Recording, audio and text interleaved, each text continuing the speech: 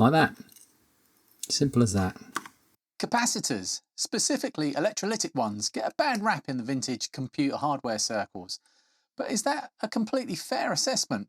Well, no, it's really not. For a long time, if you asked around for opinions on a particular fault, the vast majority of responses would be change the caps. And the majority of those responses would be vastly wrong. But it does depend on the specific machine. I suppose you want examples now.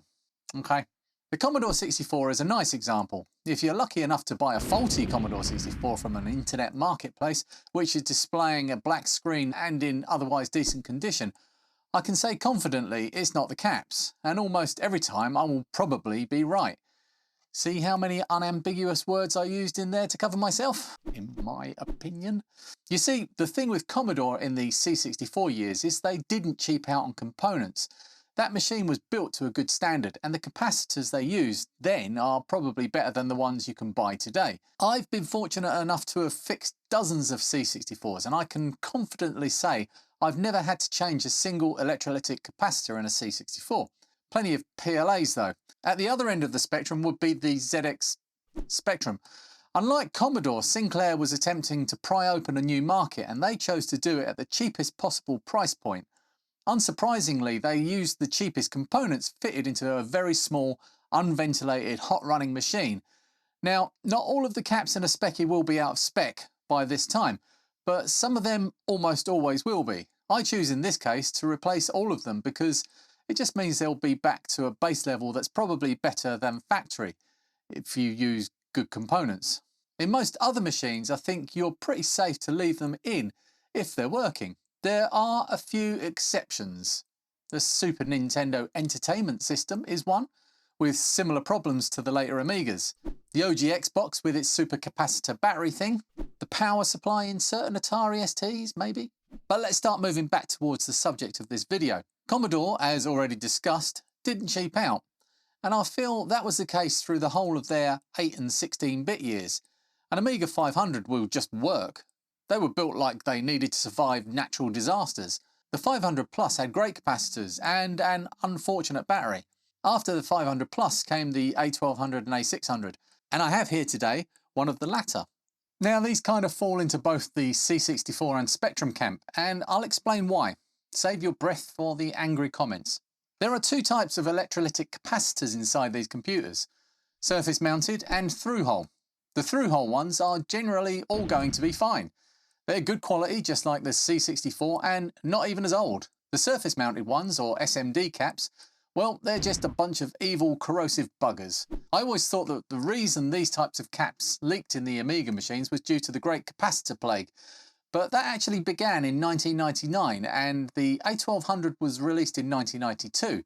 The probable reason, as far as I can find out with minimal research, was these caps were early SMD caps and just a bit crap. Basically, if something was made in the early 90s with electrolytic SMD caps, it's probably dissolving in its own juice by now. If you own an Amiga 1200 or 600 and it hasn't been recapped, you should seriously think about doing that soon. It's not battery leakage bad, but it can do some serious damage that will be expensive to repair. This Amiga 600 powers on and displays a black screen. Let me explain. Here it is. So I'm going to plug it into my capture card using the RGB with my terrible shonky cable that I've had for ages and just works. So I'm not going to change it. The image that you can see on my screen now is my OSSC, and right, so now you can see it's ready for a signal. And if I switch it on, there is a signal. It's just gone black. Now, I've switched this on a few times and I'll leave it running now just in case. And once when I had it running, I switched it on and I had my thermal camera pointing at different bits just to make sure there were no bad chips anywhere. It came to life. It actually loaded up. It got to the boot screen, but that's just once and it hasn't done it again. So it's definitely faulty. I've actually gone ahead and replaced these three already, but I haven't done any of the through holes or anything from this side. Yeah, so the condition that it's in, it doesn't seem too bad, but if I zoom down right here, you can just see around this chip here, this U12, I don't know what this is, there is a little bit of dulling of the solder pads there. This side looks quite shiny, but these are all almost green. I think this area is probably suffering from leaky capacitors. And even the ones on the other side of the board, these ones over here that I replaced, when I desoldered those, there was the traditional fishy smell. So there's definitely something going on. These resistors here are also quite crusty. The actual pads of the caps themselves look okay, apart from one, just that one inside there. You can't really see it's under this little PCB here, but there's a bit of crustiness down there. There's also quite a lot of fluff and gunge all over the board. I don't think this is going to be anything more than replacing capacitors. I did the easy ones over this side just to, have a little practice before I got going. So I need to do the through holes, but I'm just going to remove those and leave them out for now. I have all the replacements for those. And I've got all of the surface mounted capacitors as well ready to go. Okay, I'm going to remove the connector for the keyboard. I'm going to leave those in place and see how I get on. If I'm struggling and I need to use hot air, I'll remove these. But I don't want, that's possible. The more stuff you remove, the more damage you can do. Let's talk about my methods for actually removing surface mounted capacitors. There's lots and lots of different ways, and I don't think any of them are inherently bad. Even twisting caps off of a board, there's an argument to be made that's right. I don't subscribe to that. If you want to see a good argument in favour of that method, go and have a look at Mark's channel over on the Retro channel. He's recently done a really good roundup video about surface mounted capacitor removal. My personal favourite method is to use 2 irons. That's just because I find it really easy. I generally go for the thing that gives me the least amount of work to do. I'm not saying that that's any safer or any less destructive to the board or anything else, apart from it's quick and easy. I just have to put a soldering iron on each side and lift the capacitor up. Done. So yeah, that's how I'm going to do things. We'll see how it works out, because if there's a lot of corrosion, it can actually be quite tricky. So we'll see how it goes. I'm going to add some fresh solder, some leaded solder to the connectors, solder points.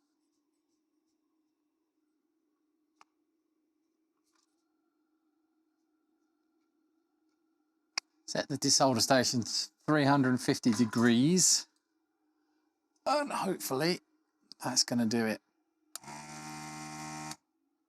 It's looking good.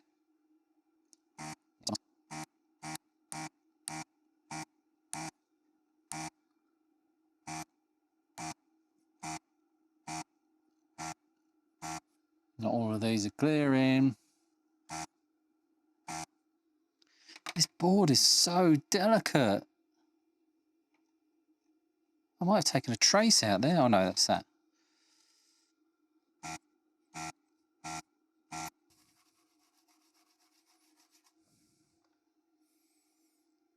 It's not actually any damage. I was fooled. I think there's a conformal coating on this. And it stinks. Before I turn off the desoldering gun, let's take out the through holes. Now, I've already touched on how I think that SMD capacitors are actually easier than through holes, and I demonstrate this here by struggling to remove 4 through hole capacitors. Good God, that is a heavy ground plane right there. The Amiga 600 and 1200 have motherboards that are of a more modern construction than something like a C64 or ZX Spectrum like I'm used to. The tools you see me using all the time here are perfectly adequate for that kind of work, but when you step up to a heavy ground plane on a thick multi-layer circuit board, you soon find out what the limitations are. I love my pine saw soldering iron. It's the best value tool I've ever bought, but it just doesn't have the power and thermal mass to cope with a big ground plane. Likewise, my Duratool style desoldering station just can't pump the energy required into the materials here to work effectively. The only thing I can do in this situation is crank up the heat and hope I don't damage anything, which is exactly what happened. Oh, I can't get hold of it now. Jammed it into a corner. boost.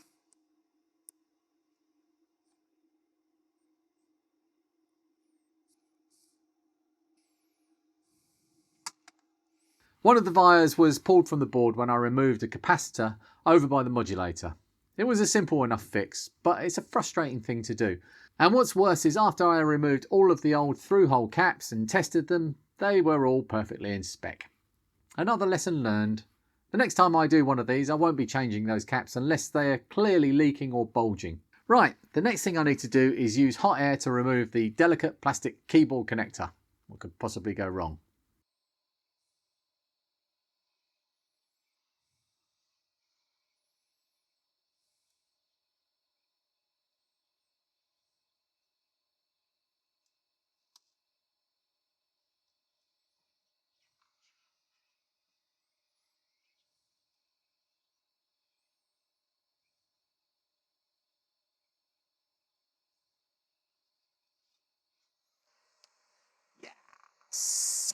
The keyboard connector was actually damaged slightly. It was just warped a little, but I've since tested it thoroughly and it's working fine. You can still buy these, and I was prepared to fit a new one if I'd broken this one, but there was no need in the end. Lovely, no damage. Gives me reasonable access to these two. But is it enough? Be careful, that will still be hot.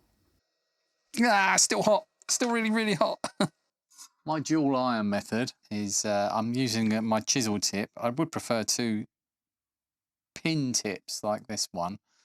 This one on the left here is ideal for the way I remove these. So the first thing to do, because there's always corrosion on these, is to scratch up the pads. Otherwise, the oxidization on them and the corrosion, there's corrosion around that resistor there. There's a lot of corrosion on there. The corrosion will stop the solder from flowing, and you won't be able to get them off easily with soldering irons. Where heat would probably be better in this situation where the pads are too badly gone. And then I add some fresh solder to each side.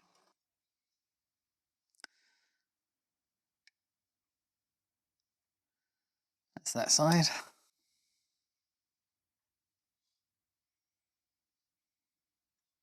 Good. It could be messy as you like. And I take my two soldering irons like this.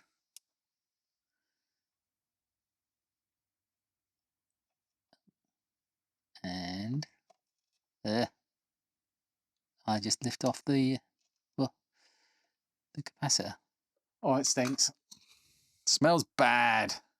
Clean up the pads.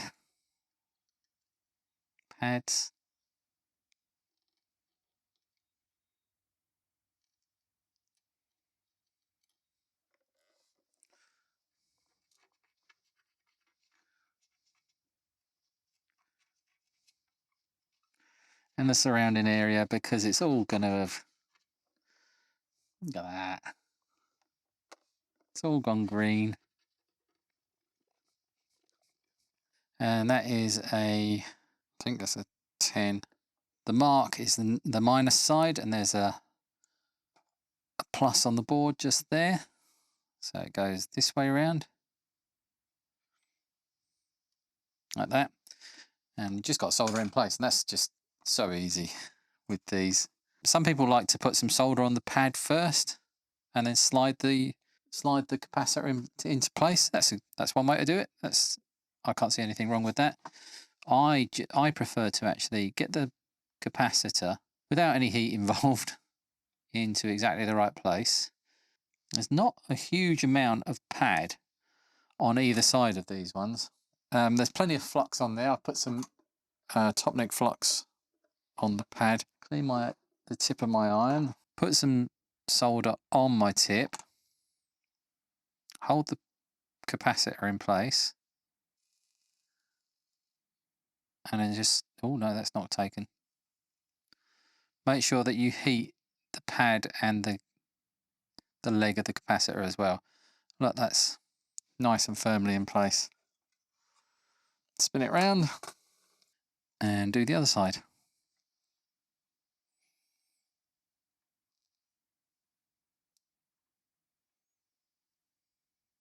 These needle tips don't carry a lot of heat. Haven't got a lot of thermal mass. Just make sure that both sides are soldered nicely. And it is, that's perfect.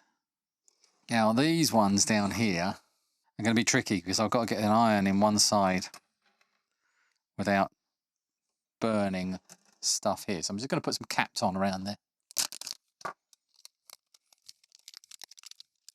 Should stop stray soldering irons from damaging anything too much. Let's do the easy side first.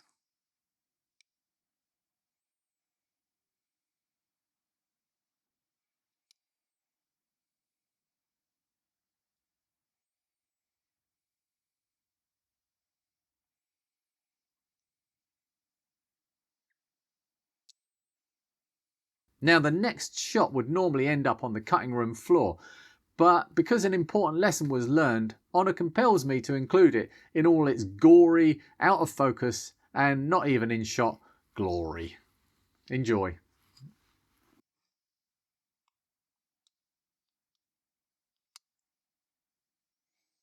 Okay, I'm happy with this actually.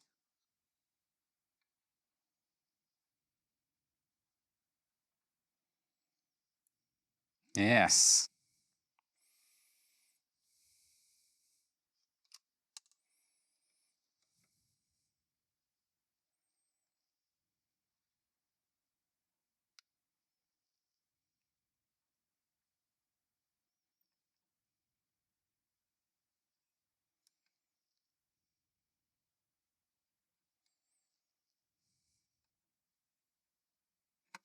Oh, burn the bloody thing.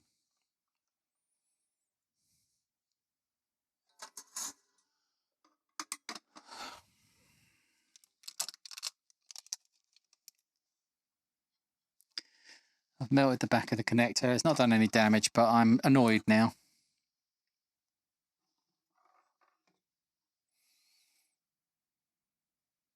That one didn't want to get let go, so I rushed. Okay, so not ideal. But it will illustrate how difficult that is for everyone else. So it's staying in.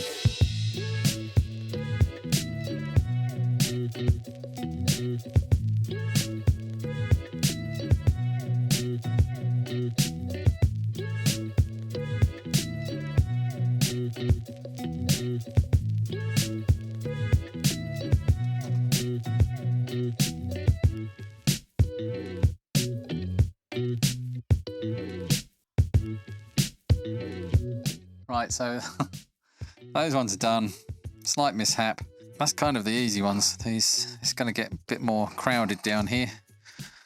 And there's still things to watch out for in this area. It's kind of an order thing. Which one? You take the easiest ones out first, which I think is going to be these ones.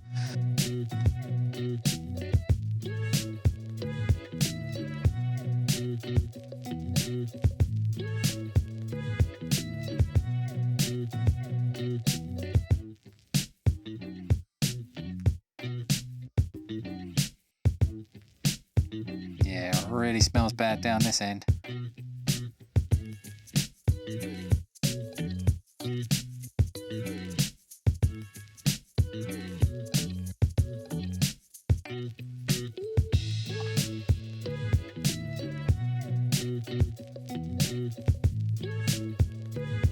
A bit of trouble getting the solder to stick to that one.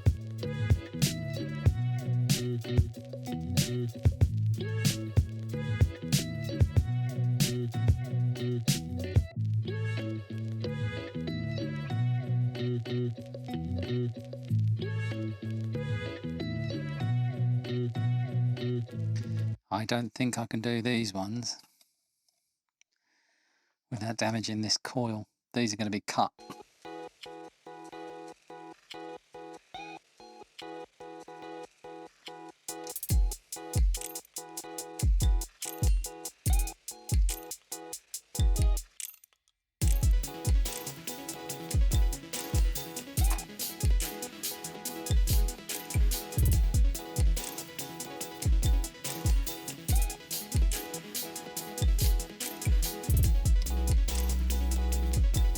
always nervous if the pads are really corroded, they can just pull away.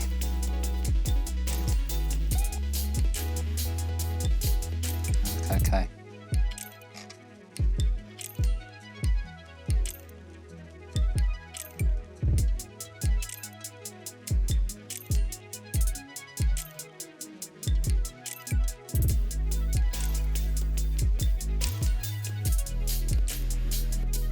There's no electrolytic fluid in these. It's all come out.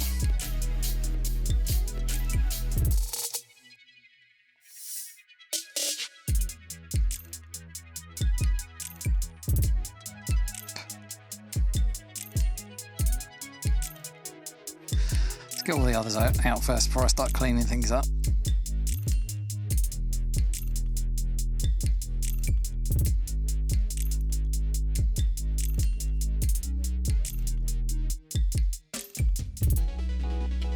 Alright, got a nice big blob of solder on every one of those. Right, we've got 5 caps to take out. Let's see if this iron heats up, how quick we can do it.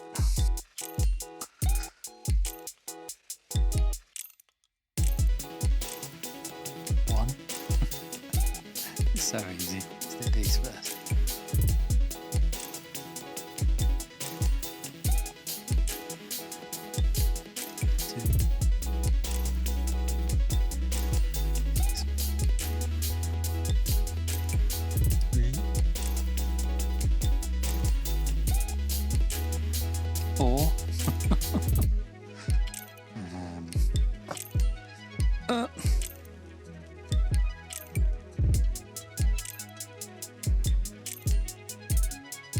Five.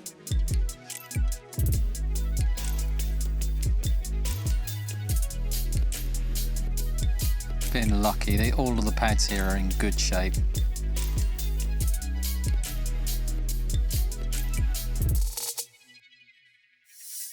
All done.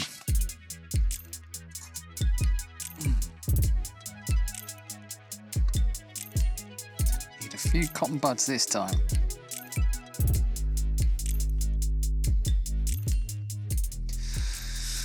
Right, future Lee. What are my chances? Reasonable. Feeling pretty good.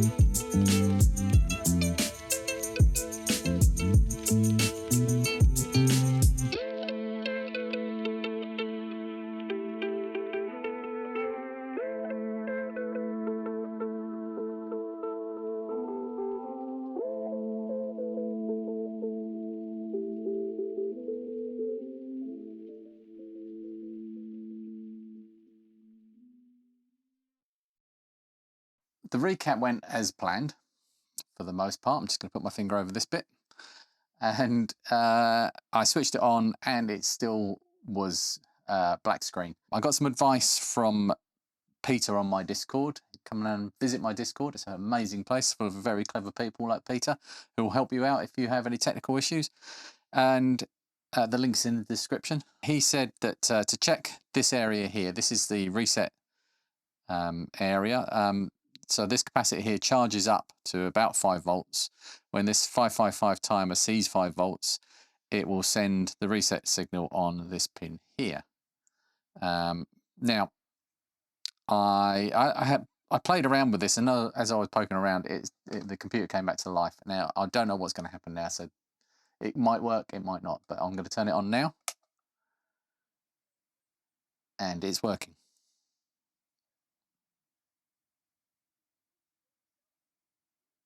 Make sure it boots. Yep. So I can show you this on the scope. So the computer is off. You can see that that is at 0 volts. So if I turn it on, the capacitor charges up and then discharges. And that goes out to pin 3 on this 555 timer. That's gurued. But it has started. Don't know why it's guruing. And I'll do it again. Switch it on now. So it goes high and then back to low. So what was happening? Why is that guruing? What was happening is the reset signal will go high and then would just stay high, and I don't know why. I still haven't tracked it down. Now he did say that one of these capacitors, he said 612, and I'm not exactly sure whether it's that one on that side or that one on that side. But one of them is doesn't like being bathed in cap juice. So that could still be part of the problem. I reflowed the transistor over here, these 2 transistors and this capacitor, and things did seem to improve. So I'm going to reflow this one over here as well. There's a bit of green around that area. Give it a good clean up, and hopefully that guru will go away. So we'll try and turn it on again. It does usually just start up fine.